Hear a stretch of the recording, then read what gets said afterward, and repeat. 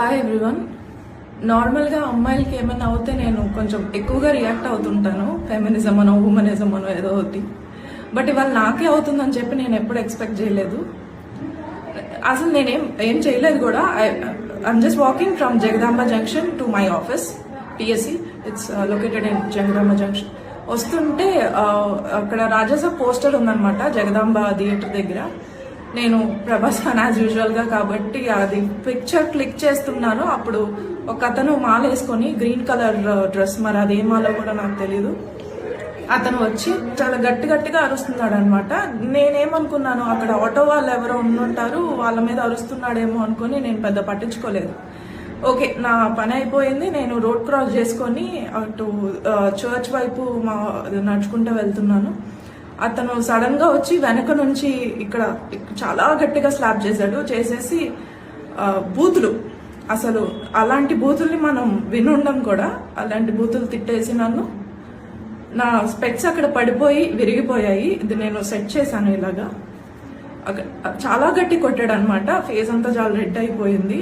అది నేను అసలు ఎక్స్పెక్ట్ చేయలేదు అంత దారుణంగా. నాకు రీజన్ కూడా తెలియట్లేదు అతను నన్ను ఎందుకు కొట్టాడు ఏంటి అని. కొట్టి బూతులు తిట్టి ఆయన వెళ్ళిపోయాడు. కానీ అక్కడ ఉన్న వాళ్ళు, జగదాంబ జంక్షన్ ఎలా ఉంటుందో మీకు తెలుసు, అండ్ ఇది సంక్రాంతి సీజన్, షాపింగ్ జనాలు ఫుల్ ఉన్నారు.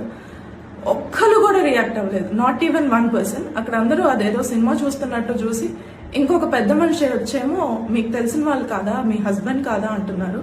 నేను ఇక్కడ మీకు అతని ఫోటో చూపిస్తాను. అతను నాకు రిలేటెడ్ లాగా అనిపిస్తున్నాడా అనేది నాకు అర్థం కాలేదు.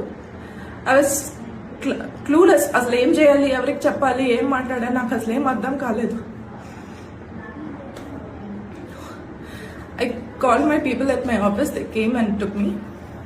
ఆ తర్వాత మేము పోలీస్ స్టేషన్కి వెళ్ళాము. కాల్ చేస్తాను, ఇక్కడ దిశ పోలీస్ స్టేషన్ కాల్ చేస్తే అతను వచ్చారు. P Srinivas responded very well.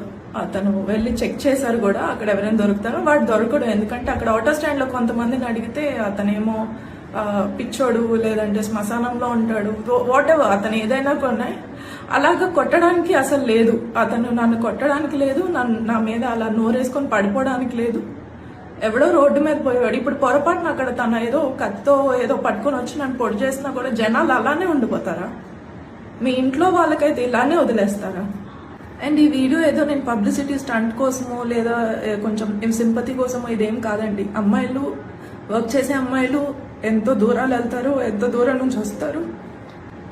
We don't have people with us, we have to travel alone. అమ్మాయిలు, వాళ్ళ కోసం మీరు ఏం చేయొద్దు. Just take stand.